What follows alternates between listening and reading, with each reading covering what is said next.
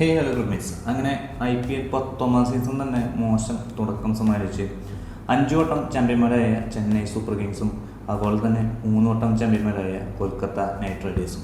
അപ്പോൾ ഇന്നത്തെ എപ്പിസോഡിൽ നമ്മൾ ചർച്ച ചെയ്യുന്നത് ചെന്നൈ സൂപ്പർ കിങ്സിനെയും അതുപോലെ തന്നെ കൊൽക്കത്ത നൈറ്റ് റൈഡേഴ്സിനെ കുറിച്ചാണ്. അപ്പോൾ ചാനൽ ഒന്ന് തുടർന്നുകയാണെങ്കിൽ ചാനൽ ഒന്ന് സബ്സ്ക്രൈബ് ചെയ്യാൻ, ലൈക്ക് ചെയ്യുക. ഇരുവരെ ടീമുകളുടെ പെർഫോമൻസിനെ കുറിച്ചുള്ള അഭിപ്രായങ്ങളൊക്കെ ഒന്ന് കമൻറ്റ് ചെയ്യുക. അപ്പോൾ ബാക്കി വിശേഷം.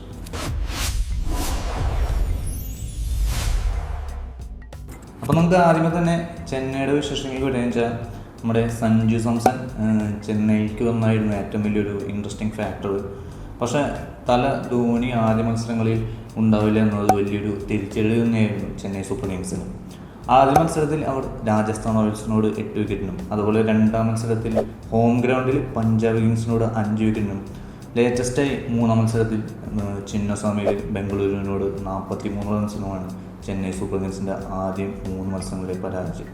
ഇനി നമ്മുടെ മലയാളി താരം സഞ്ജു സാംസണിലേക്ക് വരാൻ വെച്ചാൽ വളരെ പ്രതീക്ഷയോടെ തന്നെയാണ് ചെന്നൈ ആരാധകരും അതുപോലെ തന്നെ മലയാളി ആരാധകരും സഞ്ജുവിൻ്റെ ഒരു പെർഫോമൻസ് ചെന്നൈക്ക് വേണ്ടി നടത്താൻ കാത്തിരുന്നത്. എന്നാൽ വളരെ വിപരീത ഫലമായിരുന്നു സഞ്ജുവിൽ നിന്ന് ലഭിച്ചത്.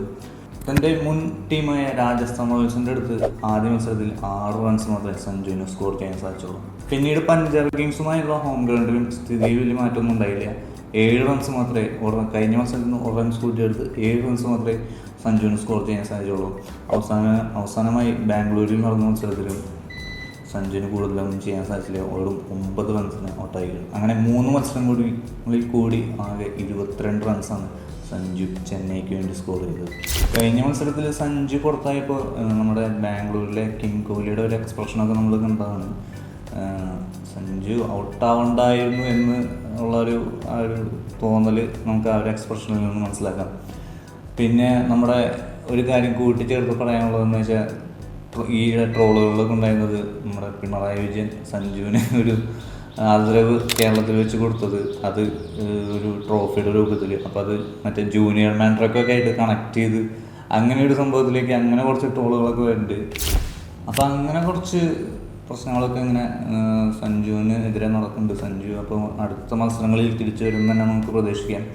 വേൾഡ് കപ്പിലൊക്കെ ഇന്ത്യക്ക് വേണ്ടി അടിപൊളി മികച്ച പ്രകടനം കാഴ്ചവെച്ചൊരു പ്ലെയറാണ് സഞ്ജു. എന്തായാലും CSKക്ക് വേണ്ടി നന്നായി കളിക്കുന്നത് തന്നെ വിചാരിക്കാം. അങ്ങനെ ക്യാപ്റ്റൻ ഋതുരാജ് ഗെയ്ക്വാദിൻ്റെ നേതൃത്വത്തിൽ കളിക്കുന്ന CSK ടീമിന് ഏറ്റവും വലിയ തലവേദന സൃഷ്ടിക്കുന്ന അവരുടെ ബോളർമാർ തന്നെയാണ്. എസ്പെഷ്യലി എടുത്തു പറയാന്ന് വെച്ചാൽ ന്യൂസിലൻഡ് ബേസായ മാറ്റ് ഹെൻറി 10 മുകളിലാണ് പുള്ളിയുടെ ഒരു എക്കണോമി റേറ്റ്. നല്ല അടി വാങ്ങി കൂട്ടുണ്ട്. അതുപോലെ തന്നെ ഖലീൽ അഹമ്മദ്. ഇരുവരും കൂടി നിസ്സാര റണ്ണൊന്നുമല്ല പവർ പ്ലേയിലും മറ്റും ലാസ്റ്റ് ഓവറുമായിട്ട് വിട്ടുകൊടുക്കുന്നത്. അതുപോലെ തന്നെ എടുത്തു പറയേണ്ടത് നൂർ അഹമ്മദ്, അഫ്ഗാനിസ്ഥാൻ സ്പിന്നറായ നൂർ അഹമ്മദിനും വലിയ രീതിയിലൊന്നും CSKക്ക് വേണ്ടി പെർഫോം ചെയ്യാൻ സാധിക്കാത്തതും ഒരു പോരായ്മ തന്നെയാണ്. പിന്നെ പാർട്ട് ടൈം ബോളറായ ശിവൻ ദൂബയ്ക്കും കാര്യമായി ബോളിങ്ങിലൊന്നും ചെയ്യാൻ സാധിക്കാതെ നമ്മുടെ CSK ബോളിങ് അത്യാവശ്യം ഷോക്കാണ്. പിന്നെ കുറച്ചുകൂടി ഭേദപ്പെട്ടൊരു ബോളിംഗ് കാഴ്ചവെക്കുന്നത് അൻഷുൽ കാംബോജാണ്. അത്യാവശ്യം വിക്കറ്റുകളൊക്കെ എടുക്കുന്നുണ്ട് കാംബോജ്. അപ്പോൾ ഇത്രയൊക്കെയാണ് CSKയുടെ ബോളിങ് പോരായ്മകൾ. ബാറ്റിങ്ങിൽ പിന്നെയും പ്രശ്നങ്ങളില്ലെന്ന് വിചാരിക്കാം. ഇപ്പോൾ ഈവൻ സഞ്ജു സാംസൺ, ഗെയ്ക്വാദ് എന്നിവരുടെ ടോപ്പ് ഓർഡർ ബാറ്റിങ്ങിൽ വന്ന പാളിച്ചകളുള്ളൂ. മിഡിൽ ഓർഡറിലൊക്കെ അത്യാവശ്യം റൺ സ്കോർ ചെയ്യാൻ ശിവൻ ദൂബൻ, സർഫ്രാസ് വന്ന് മിഡിൽ ഓർഡറിലൊക്കെ അത്യാവശ്യം റൺ സ്കോർ ചെയ്ത് 200 മുകളിൽ സ്കോർ ചെയ്യാൻ സാധിക്കുന്നുണ്ട്. എങ്കിലും ബോളർമാർ ഷോക്കാണെങ്കിൽ പിന്നെ 200 അല്ല 250 അടിച്ചാലും കാര്യമില്ലേ. അപ്പോൾ ബാറ്റർമാരുടെ കാര്യത്തിൽ ഇനിയിപ്പോൾ അടുത്ത മത്സരം മുതൽ ധോണി തിരിച്ചിട്ടുണ്ട്. ധോണിയും ബ്രൂയിസൊക്കെ തിരിച്ചിട്ടുണ്ട്. അപ്പോൾ ബാറ്റിങ് കുറച്ചുകൂടി ശക്തമാവും. പക്ഷേ ബോളിങ്ങിൽ CSK എന്തെങ്കിലും കാര്യമായിട്ട് ചെയ്യണം. എന്നാൽ തന്നെ CSK വരും മത്സരങ്ങളിൽ ജയിക്കാൻ സാധിക്കുകയുള്ളൂ. ഇനി നമുക്ക് KKRൻ്റെ കാര്യത്തിലേക്ക് വരാൻ വെച്ചാൽ ആദ്യ മത്സരത്തിൽ മുംബൈ ഇന്ത്യൻസിനോട് 6 വിക്കറ്റിനും രണ്ടാം മത്സരത്തിൽ ഹോം ഗ്രൗണ്ടിൽ സൺറൈസേഴ്സ് ഹൈദരാബാദിനോട് 65 റൺസിനുമായിരുന്നു KKRൻ്റെ ആദ്യ 2 മത്സരങ്ങളിലെ മത്സരത്തിൽ. ലാസ്റ്റ് ഇപ്പോൾ ലേറ്റസ്റ്റ് പഞ്ചാബ് കിങ്സിനോടുള്ള മത്സരം മഴ മൂലം കൂടി ഉപേക്ഷിച്ചതോട് വെറും 1 പോയിന്റ് മാത്രമാണ് KKR 3 വട്ടം ചാമ്പ്യന്മാരായ KKRനുള്ളത്. ക്യാപ്റ്റൻ അജിങ്ക്യ രഹാനെയുടെ നേതൃത്വത്തിൽ കളിക്കുന്ന KKR ടീമിൻ്റെ തലവേദന മറ്റൊന്നുമല്ല, ബോളിംഗ് ഡിപ്പാർട്ട്മെൻറ്റ് തന്നെയാണ്. ഹർഷിത് റാണ അതുപോലെ തന്നെ ആകാശ് ദീപ് എന്നിവരുടെ അഭാവം ശരിക്കും KKR ടീമിനെ ബാധിക്കുന്നുണ്ട് വേണമെങ്കിൽ പറയാം. ഇന്ത്യയുടെ മെയിൻ സ്പിന്നറായ വരുൺ ചക്രവർത്തിയും ഫോമിലേക്ക് എത്താത്തതും KKRന് വലിയ തലവേദന തന്നെയാണ് സൃഷ്ടിക്കുന്നത്. പിന്നെ മെയിൻ പേസറായ വൈഭവറോടെയും അതുപോലെ കാർത്തിക് ത്യാഗിയൊന്നും റൺസ് വിട്ടു കൊടുക്കുന്നില്ല, ഒരു വിട്ടുവീഴ്ചയും ചെയ്യുന്നില്ല. അവർ നല്ല അടി വാങ്ങി കൂട്ടുന്നത്. ഏകദേശം 10ന് മുകളിലാണ് ഈ വൈഭവങ്ങളുടെയും വരുൺ ചക്രവർത്തിയും അതുപോലെ തന്നെ കാർത്തിക് താഗിയുടെ ഒക്കെ ഇത് എക്കണോമി റേറ്റ്. പിന്നെ സുനിൽ നരേൻ്റെ പണ്ടത്തെ ഒരു തന്ത്രങ്ങളൊന്നും ഫലിക്കുന്നില്ല. ആ ഒരു ഓൾറൗണ്ട് പ്രകടനമൊന്നും ഇപ്പോൾ ഒന്നും കാണാനില്ല. ഇന്നലത്തെ മത്സരത്തിൽ ഇറങ്ങുമ്പോൾ സുനിൽ നരേനും വരുൺ ചക്രവർത്തിയും ഒന്നുമില്ലാതെയാണ് KKR ഇന്നലത്തെ മത്സരത്തിന് ഇറങ്ങിയതെന്നൊരു പ്രത്യേകത കൂടിയുണ്ട്. അതായത് 2019 ശേഷം ആദ്യമായിട്ടാണ് ഒരു KKR ടീം സുനിൽ നരേനും വരുൺ ചക്രവർത്തിയും ഒന്നും ഇല്ലാതെ ഒരു മത്സരം കളിക്കാനാണ്. അതായത് ഇരുവരും വളരെ മോശം പ്രകടനം തന്നെയാണ് ഈ സീസണിൽ തുടർന്ന് വരുന്നത്. അതായത് KKR വളരെ പ്രതീക്ഷയുള്ള 2 പ്ലേയേഴ്സാണ്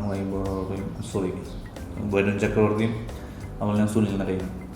എക്സ്പെഷ്യലി എടുത്ത് പറയാൻ 25 കോടി ഒളിച്ചെടുത്ത ക്യാമറോൺ ഗ്രീൻ്റെ പ്രകടനം. ആദ്യ മത്സരത്തിൽ മുംബൈയോട് 220 റൺസ് അടിച്ചിട്ടും മുംബൈ ഈസിയായി അത് മറികടക്കുകയായിരുന്നു. അതായത് 200-220 എന്നൊരു സ്കോർ എടുത്തിട്ടും അത് ഡിഫെൻഡ് ചെയ്യാൻ ഉള്ള ഒരു ബോളിംഗ് പ്രകടനം KKRൻ്റെ ഭാഗത്തുനിന്നും ഉണ്ടാകത്തും വലിയൊരു പ്രശ്നം തന്നെയാണ്. ആദ്യ മത്സരത്തിൽ ക്യാമറോൺ ഗ്രീൻ മുംബൈക്ക് എതിരെ നേടിയത് 18 റൺസും രണ്ടാം മത്സരത്തിൽ ഹോം ഗ്രൗണ്ടിൽ സൺറൈസേഴ്സിനെതിരെ നേടിയത് 2 റൺസും. ഇന്നലെ മഴ മൂലപേക്ഷ കളിയിലും വെറും 4 റൺസ് കൊടുത്താണ് ക്യാമറോൺ ഗ്രീൻ ഈ ഒരു 3 മത്സരത്തിലേക്ക് പ്രകടനം. അങ്ങനെ ഈ 3 മത്സരങ്ങളും കൂടി നേടിയത് ക്യാമറോൺ ഗ്രീൻ 24 റൺസാണ്. 25 കോടിക്ക് വിളിച്ചെടുത്ത ക്യാമറോൺ ഗ്രീൻ്റെ 24 റൺസ്, അതായത് 1 കോടിക്ക് 1 റൺ എന്നൊരു നിലയിൽ. ഒരു റണ്ണിനൊക്കെ എന്താ വില അല്ലേ. പിന്നെ പുള്ളിയെ കൊണ്ട് ബോൾ ഇറക്കിയിരുന്ന ഓസ്ട്രേലിയൻ ക്രിക്കറ്റ് ബോർഡിൽ നിന്നൊരു നിർദ്ദേശമുണ്ട്. അപ്പോൾ ബോളിങ്ങിലും പിടിക്കാൻ നോക്കിയാലും രക്ഷയില്ലാത്തൊരവസ്ഥയാണ് KKRൻ്റേത്. ഇനി ഹർഷിത് റാണ, ആകാശ്ദീപ് എന്നിവരൊക്കെ തിരിച്ചു വന്നാൽ തന്നെ കൊൽക്കത്തയ്ക്ക് രക്ഷയുള്ളൂ. പിന്നെ ശ്രീലങ്കൻ പേസറായ മതീഷ പതിരാണയും പരിക്ക് മാറി തിരിച്ചു വന്ന കൊൽക്കത്തയ്ക്ക് ബോളിംഗ് കുറച്ചുകൂടി സ്ട്രെങ്ത്ത് വരുത്താനാകും. അപ്പോൾ വരും മത്സരങ്ങളിൽ കൊൽക്കത്തയും തിരിച്ചു വരട്ടെ എന്ന് ആശംസിക്കാം. CSKയുടെ അടുത്ത മത്സരം വരുന്നത് ഡൽഹി ക്യാപിറ്റൽസ് ആയിട്ടാണ് ഏപ്രിൽ 11. ആ മത്സരത്തിൽ തല ധോണി തിരിച്ചു വരുമെന്ന് പറയുന്നുണ്ട്. അപ്പോൾ അടുത്ത മത്സരം CSKയ്ക്ക് ജയിക്കാൻ സാധിക്കട്ടെ എന്ന് വിചാരിക്കും. കാരണം ധോണിയെ ഒരുപാട് ഡിപ്പെൻഡ് ചെയ്യും. ഞാൻ ആദ്യമേ CSK ടീം റിവ്യൂവിൽ പറഞ്ഞിരുന്നു, ധോണിയെ ഓവറായി ഡിപ്പെൻഡ് ചെയ്യാനാണ് CSKയുടെ ഏറ്റവും വലിയ പ്രശ്നം. കാരണം ധോണിക്ക് ശേഷം ആര് എന്നതിൽ CSK ഇനിയും ഒരു ഉത്തരം നൽകിയേ മതിയാവും. അപ്പോൾ ധോണി അടുത്ത മത്സരത്തിൽ തിരിച്ചു വന്നിട്ടുണ്ട്. അപ്പോൾ ചെന്നൈ വിജയവഴിയിൽ തിരിച്ചെത്തട്ടെ നമുക്ക് ആശംസിക്കാം. അതുപോലെ തന്നെ കൊൽക്കത്തയുടെ അടുത്ത മത്സരം വരുന്നത് ലക്നൗ സൂപ്പർ ജയൻസ് ആയിട്ടാണ് ഏപ്രിൽ 9. അപ്പോൾ KKRും ആ മത്സരം ജയിച്ച് ഒരു കംബാക്ക് നടത്തട്ടെ എന്ന് നമുക്ക് ആശംസിക്കാം. അപ്പോൾ അടുത്ത എപ്പിസോഡുമായി വീണ്ടും കാണാം. അതുവരേക്കും ബൈ.